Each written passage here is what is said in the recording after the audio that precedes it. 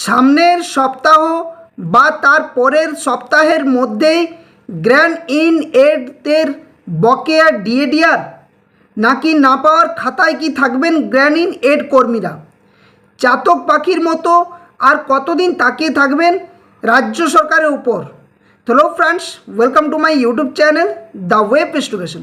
So friends, এই মুহূর্তে আপনাদের জন্য একটা গুরুত্বপূর্ণ আপডেট শেয়ার করব।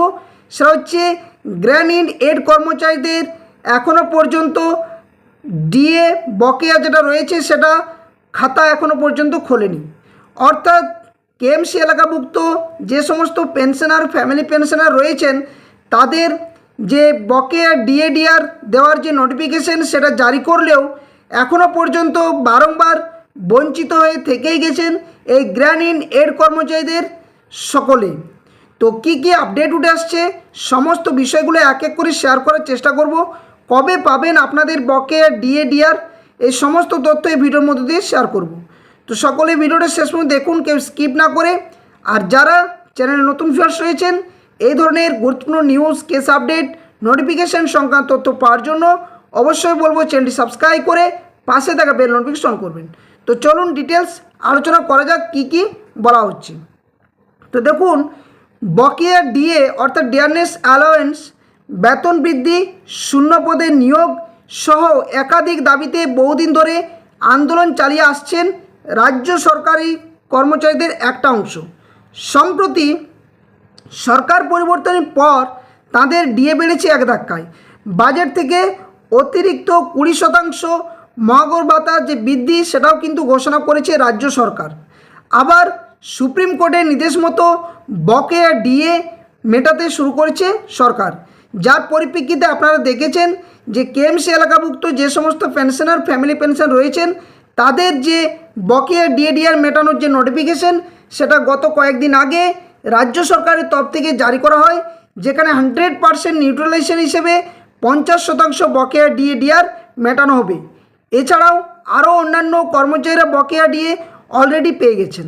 তো কি বলছে, পেনশনভোগী সহ রাজ্য সরকারি কর্মীদের একটা অংশ বকেয়ার টাকা পেতে শুরু করেছেন, তবে এখনও না পাওয়ার খাতায় কিন্তু গ্র্যান্ড ইন এড কর্মচারীরা থেকে গেছেন। সম্প্রতি কলকাতা পুরসভা বা পুরসংস্থা বা কেএমসি এলাকার বসবাসকারী অবসরপ্রাপ্ত কর্মচারীদের বকেয়া ডিএ মেটাতে মঙ্গলবার বিজ্ঞপ্তি জারি করেছিল রাজ্য সরকারের তরফ থেকে। তবে গ্র্যান্ড ইন এড বা সরকার পোষিত ক্ষেত্রের কর্মীদের বকেয়া নিয়ে কোনো বিজ্ঞপ্তি সামনে আসেনি এ পর্যন্ত। স্বাভাবিকভাবেই এই বিষয়ে উদ্বিগ্ন তারা রয়েছেন এবং সত্যি এটা থাকারও বিষয়। কবে গ্র্যান্ড ইন এড কর্মীরা বকেয়া ডিএ পাবেন, এ নিয়ে এবার সমাজ মাধ্যমে ভিডিও বার্তা দিলেন সংগ্রামী যৌথ মঞ্চের আহ্বায়ক ভাস্কর ঘোষ মহাশয়। তিনি কি বলেছেন না, গ্র্যান্ড ইন এড কর্মচারীদের বকেয়া ডিএডিআর নিয়ে কি বার্তা দিয়েছেন দেখুন। এখানে বলা হচ্ছে যে ডিয়ারনেস অ্যালাওয়েন্স সরকারি কর্মীদের অধিকার ছিনিয়ে আনতে নিজেদের সংগ্রামের কথা বলতে গিয়ে সেখানে ভাস্করবাবু বলেন যে অনেকেই বলছেন সরকার পোষিত ক্ষেত্রের কর্মীদের কি হবে। সংগ্রামী যৌথ মঞ্চ যখন আন্দোলন করে এতটা জায়গা পর্যন্ত নিয়ে আসতে পেরেছে, কারেন্ট ডিএর 20% বৃদ্ধি, তার আগে 2022 সাল থেকে লড়াই করে 4% আদায় করা এবং বকেয়া ডিএ আদায় করার সাথে সাথে তার হিসেব ত্রুটি ঠিক করার জন্য কাজ করা, ডিএ মামলার মধ্যে গ্র্যান্ড ইন এড কর্মচারীদের যুক্ত করা, এই সমস্ত বিষয়গুলো সংগ্রামী যৌথ মঞ্চ দায়িত্ব সহকারে পালন করেছেন। এই কথাগুলো কিন্তু সংগ্রামী যৌথ মঞ্চের যে আহ্বায়ক ভাস্কর ঘোষ মহাশয়বাবু তিনি কিন্তু তুলে ধরেছেন। সাথে সাথে তিনি আরও বলেছেন যে সরকার পোষিত কর্মীদের উদ্দেশ্যে তিনি বার্তা দিয়ে বলেন যে ভরসা রাখুন, সরকারের সাথে যে আলোচনা হয়েছে সেখানে সরকার প্রতিশ্রুতি দিয়েছে যে গ্র্যান্ড ইন এড এবং কর্মচারীদের মধ্যে কোনো বিভেদ করা হবে না। আমাদের অর্থ জোগাড় করতে দিন, আমরা গ্র্যান্ড ইন এডদেরও বকেয়া ডিএ মিটিয়ে দেব। ভাস্করবাবু যুক্ত করেন যে শেষ দিন মুখ্যমন্ত্রীর সঙ্গে হওয়া বৈঠকেও মুখ্যমন্ত্রী বলেছিলেন যে গ্র্যান্ড ইন এডদের বিষয়টাও তাড়াতাড়ি করে আমরা ছেড়ে দিচ্ছি। তিনি বলেন যে ভরসা রাখুন, কারোর কথায় প্ররোচিত হবেন না। এই সরকার কথা দিয়েছে, আর সরকারের উপর যা ভরসা করি তার থেকে বেশি ভরসা আমাদের নিজেদের উপর আছে। সরকার পোষিত কর্মীদের উদ্দেশ্য করে তিনি বলেন যে গ্রামীণ এড কর্মচারীদের সমস্ত দাবি দেওয়া আমরা আদায় করব, অপেক্ষা করুন।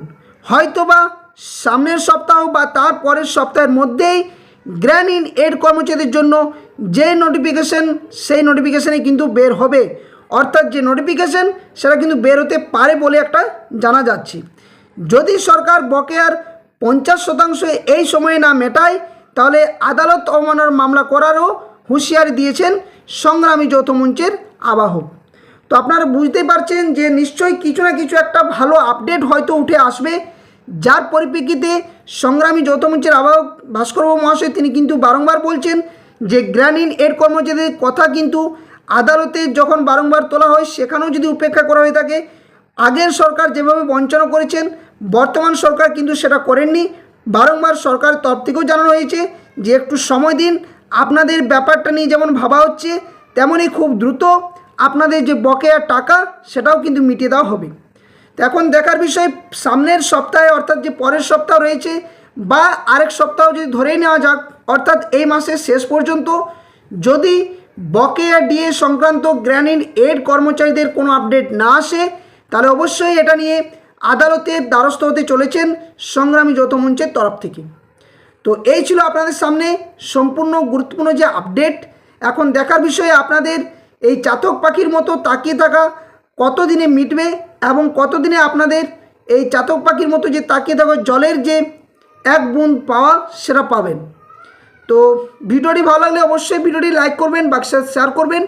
আর যারা চ্যানেল নতুন ভিউয়ার্স রয়েছেন এই ধরনের গুরুত্বপূর্ণ নিউজ, কেস আপডেট, নোটিফিকেশন সংক্রান্ত তথ্য পাওয়ার জন্য অবশ্যই চ্যানেলের পাশে থাকবেন, চ্যানেলটি সাবস্ক্রাইব করবেন। সঠিক আপডেট সঠিক সময়ে আপনাদের সামনে তুলে ধরার চেষ্টা করব। তো ভিডিওটা এখানেই শেষ করছি। ধন্যবাদ, জয় হিন্দ। আবার কোনো একটা নতুন ভিডিও নিয়ে আপনার সামনে হাজির হব। ততক্ষণের জন্য সকলে সুস্থ থাকুন, ভালো থাকুন।